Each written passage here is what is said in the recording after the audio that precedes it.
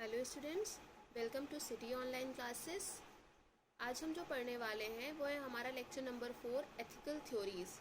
इसके पहले हम लोगों ने अपने subject governance and business ethics के अंदर यूनिट 1 के 3 लेक्चर्स डिस्कस कर लिए हैं, जिसमें हम लोगों ने बिजनेस एथिक्स क्या होता है, उसकी मीनिंग्स क्या होती हैं, कैरेक्टरिस्टिक्स क्या होती हैं, नेचर ऑफ बिजनेस एथिक्स कैसा होता है, कौन कौन से ऐसे प्रिंसिपल्स होते हैं जो बिजनेस एथिक्स के अंदर फॉलो किए जाते हैं। इन सारी चीज़ों के बारे में हम लोगों ने 1 बाय 1 करके डिटेल में स्टडी कर लिया है। तो आज हम लोग जिस बारे में पढ़ेंगे वो है हमारी एथिकल थ्योरीज, यानी कि हमारे बिजनेस में कुछ थ्योरीज बनाई गई हैं, कुछ ऐसी एक तरह से हम ये कह सकते हैं कि इकोनॉमिस्ट के अपने अपने पॉइंट ऑफ व्यूज़ होते हैं किसी भी कंसेप्ट को लेके, तो वो हम इसके आगे डिस्कस करेंगे। तो हम एथिकल थ्योरीज के अंदर अपनी 3 थ्योरीज के बारे में पढ़ेंगे। जो सबसे पहले आपकी है फ्रीडमैन्स की इकोनॉमिक थ्योरी, जिसको हम शेयर होल्डर्स थ्योरी भी बोलते हैं। देन सेकंड हमारी है कैंट्स की deontological theory and third one is Mill and Bentham's utilitarianism theory. Okay students, अब हम 1 बाय 1 करके अपनी थ्योरीज के बारे में पढ़ेंगे। सबसे पहले हमारी जो थ्योरी है वो थ्योरी है फ्रीडमैन्स की इकोनॉमिक थ्योरी। ठीक है, अब फ्रीडमैन्स की इकोनॉमिक थ्योरी को शेयर होल्डर थ्योरी क्यों कहते हैं और इकोनॉमिक थ्योरी क्यों कहते हैं। देखिए, फ्रीडमैन्स की इकोनॉमिक थ्योरी और शेयर होल्डर थ्योरी बताने से पहले मैं आप लोगों को एक कंसेप्ट बता देना चाहती हूँ, जो है हमारा CSR। CSR means corporate social responsibility. ठीक है, अब what do you mean by corporate social responsibility. देखिए, कॉर्पोरेट सोशल रिस्पॉन्सिबिलिटी का मतलब होता है, कॉर्पोरेट का मतलब बिजनेस, सोशल रिस्पॉन्सिबिलिटी का मतलब होता है कि समाज के प्रति जो भी जिम्मेदारियां हैं। ठीक है, तो अब कॉर्पोरेट आ गया plus social plus responsibility, that means कि कोई भी बिजनेस की समाज के प्रति क्या जिम्मेदारियां हो सकती हैं। ठीक है, तो अब इसको हम बिजनेस में क्यों स्टडी करेंगे, क्योंकि भाई समाज के प्रति जो जिम्मेदारियां उससे बिजनेस को क्या मतलब है। देखिए क्या हुआ कि हम आज के टाइम पे देख रहे हैं कि बहुत सारी हमारी सोसाइटी रिलेटेड प्रॉब्लम्स हैं।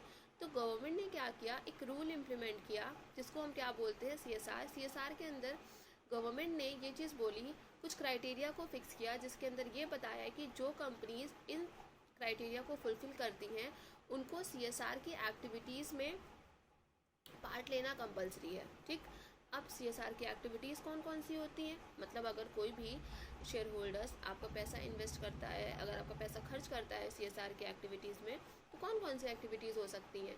सोसाइटी के वेलफेयर में कौन कौन सी एक्टिविटीज़ हो सकती हैं। सोसाइटी के वेलफेयर में एग्जाम्पल के तौर पे मान लीजिए कि हेल्थ से रिलेटेड कोई प्रोग्राम्स वगैरह उसने करा दिए। ठीक है, उसने पॉवर्टी को कम करने के लिए कोई इनिशिएटिव लिया, कोई भी मान लीजिए इन्वायरमेंट से रिलेटेड पोल्यूशन को कम करने के लिए क्या किया, उन्हें कोई इनिशिएटिव लिया, प्राइम मिनिस्टर फंड में कोई पैसा उन्होंने अपना कंट्रीब्यूट कर दिया।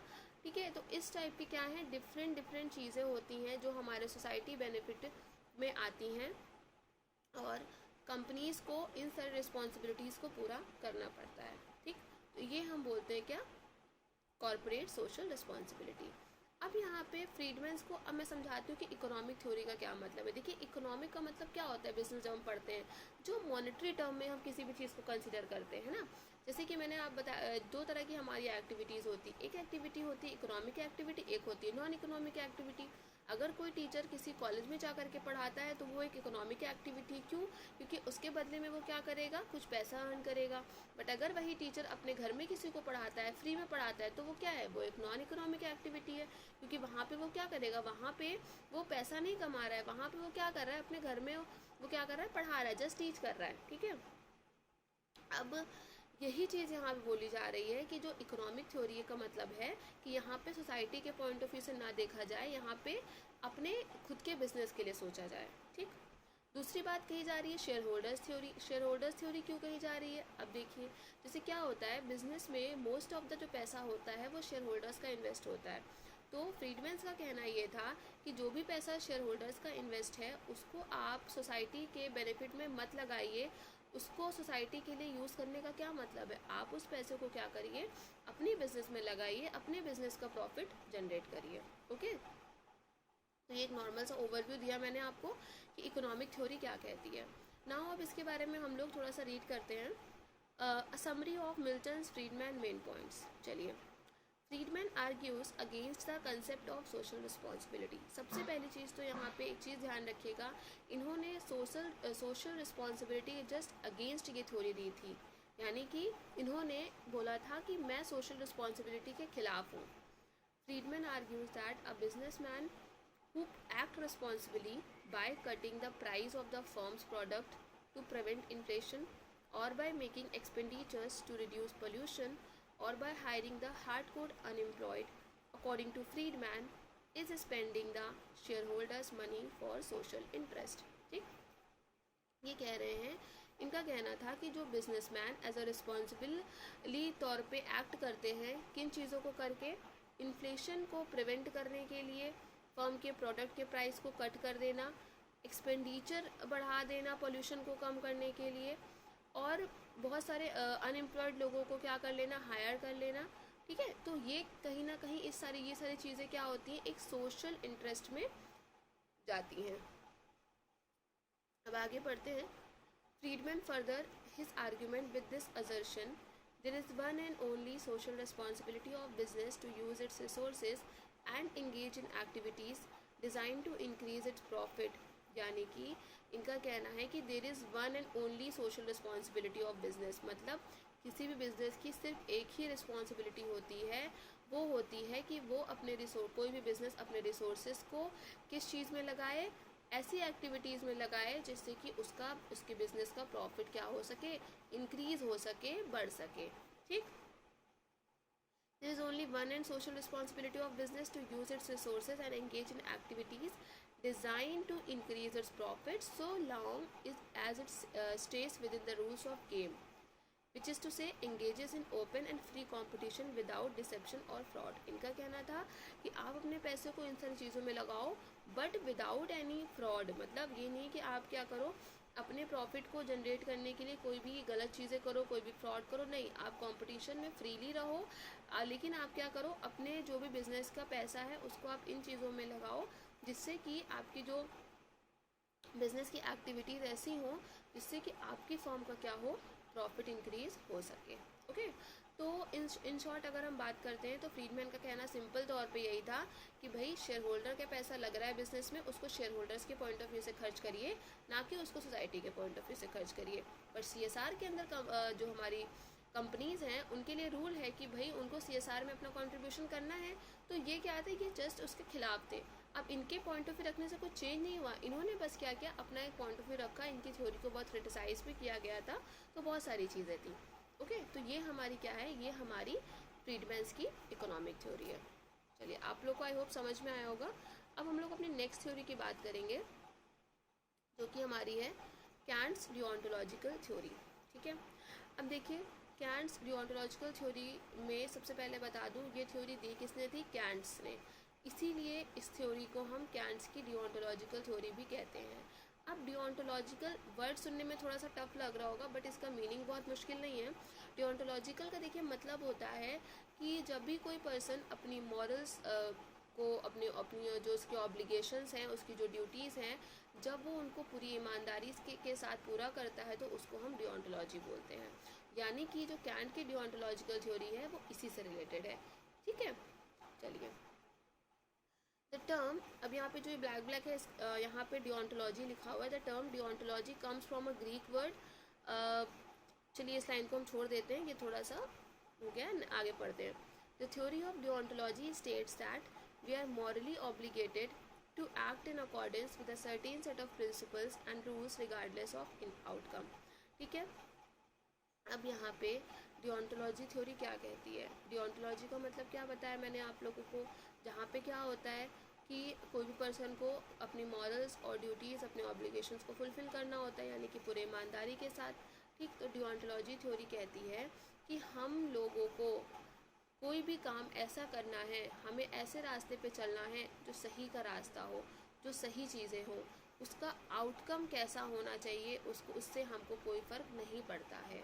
ठीक है, मतलब कि हमें अपने एक्शंस पे ध्यान देना है, ना कि हमें अपने जो उस एक्शन से होने वाले कंसिक्वेंसेस हैं। एक्शन का मतलब जब हम कोई चीज़ करते हैं उसको हम एक्शन बोलते हैं, है ना, तो एक्शन जो हो हमारा वो ऐसा हो कि सही हो, मतलब आप सही रास्ते पे चलो। आपको अगर भूख लगी है तो इसका मतलब ये नहीं है कि आप जाके कहीं पे चोरी कर लोगे, ठीक है। चोरी करना वो कोई सही चीज़ नहीं है। आप उस चीज़ के लिए मेहनत करो, आप काम ढूंढो, बट ये नहीं कि आपको अगर कोई भी चीज़ की एकदम ज़रूरत पड़ रही है तो आप जाके उस चीज़ के लिए कोई गलत काम कर ले रहे हो, वो आपको नहीं करना है। The theory of deontology states we are morally obligated, मतलब हम कहीं ना कहीं मॉरली ऑब्लिगेटेड हैं कुछ सेट ऑफ प्रिंसिपल्स को करने के लिए, रिगार्डलेस ऑफ आउटकम। हमें आउटकम को ध्यान में रखना ही नहीं है, क्योंकि क्या होता है कि जब हम आउटकम देखने लगते हैं तो कहीं ना कहीं हम जो एक्शंस होते हैं उसमें कई चीज़ें गलत कर जाते हैं, ठीक है। तो यहाँ पे इनका कहना है कि नहीं, आपको बस अपने एक्शंस को अच्छा रखना है, आपको सही चीज़ें करनी है, आपको गलत चीज़ें नहीं करनी है। रिजल्ट कैसा होगा उससे हमें कोई भी मतलब नहीं है। नेक्स्ट है, इसी के आगे हम पढ़ते हैं इसी थ्योरी के बारे में, जिसको हम ड्यूटी बेस्ड और डिओन्टोलॉजिकल एथिक्स भी बोलते हैं। ड्यूटी बेस्ड यानी कि ये हमारी ड्यूटी जो हमें फुलफिल करनी है उससे रिलेटेड है, ओके। अब देखिए, डिओन्टोलॉजिकल जिसको हम ड्यूटी बेस्ड एथिक्स बोलते हैं, ये कहता है concern with what people do, not with the consequences of their actions. यानी कि लोग क्या काम कर रहे हैं उससे हमें मतलब है, ना कि उनके एक्शन से कैसा कंसिक्वेंस का मतलब होता है कोई भी रिजल्ट, वो कैसा होने वाला है उससे हमें कोई भी मतलब नहीं होता है।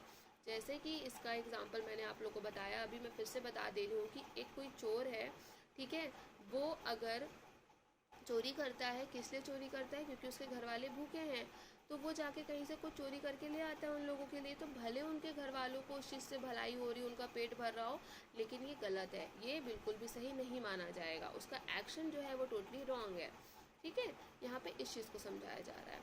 अब इसके आगे देखिए क्या लिखा हुआ है, डू द राइट थिंग, हमें सही चीज़ें करनी है। Do it because it is the right thing to do, मतलब हमें सही चीज़ें इसलिए करनी है क्योंकि वही एक सही काम करने का तरीका है, okay. Don't do the wrong things, avoid them because they are wrong, गलत चीज़ों को अवॉइड करिए बिकॉज वो रॉन्ग है, वो सही नहीं है।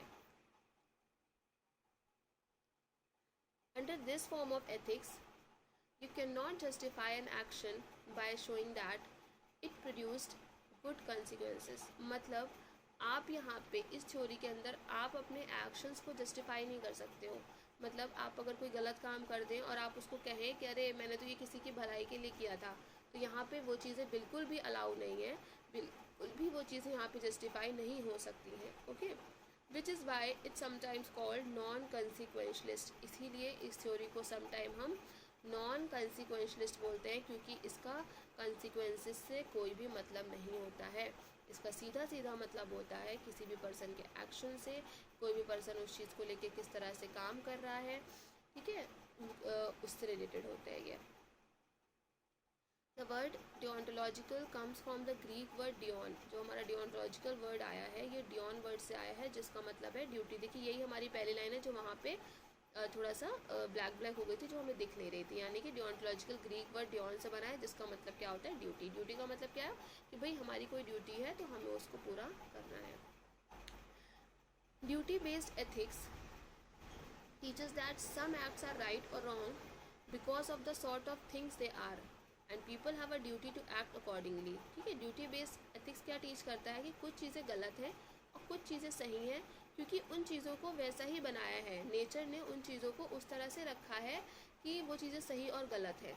And people have a duty to act accordingly, और लोगों को उस अकॉर्डिंग ही बिहेव करना है, उस अकॉर्डिंग ही एक्ट करना है।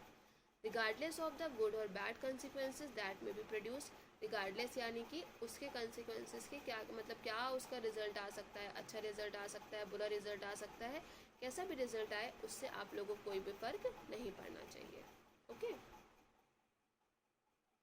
अब इसी थ्योरी में हम आगे पढ़ते हैं कि deontologist live in a universe of moral values. तो डिओन्टोलॉजिस्ट होते हैं एक तरह से एक मॉरल वैल्यूज़ के यूनिवर्स में जीते हैं। हम कहते हैं ना कुछ लोग होते हैं जो बस अपनी बिल्कुल अपनी मॉरल वैल्यूज़ को बहुत ज़्यादा मानते हैं, उनके लिए सच्चाई ही सब कुछ होती है, तो ये उन लोगों से रिलेटेड है। जैसे कि it is wrong to kill innocent people, innocent people को मारना गलत है। It is wrong to steal, चोरी करना गलत है।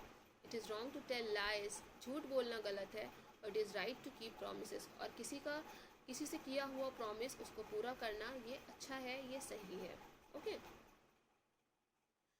चलिए, someone who follows duty based ethics should do the right thing even if that produces more harm than doing the wrong thing। यानी कि कोई भी पर्सन जो ड्यूटी बेस्ड एथिक्स को फॉलो करता है वो राइट थिंग करेगा, चाहे उससे सोसाइटी को या उससे होने वाले लोगों को कोई भी रिजल्ट हार्म कर रहा हो, कोई भी रिजल्ट उससे उन चीज़ को नुकसान पहुंच रहा हो।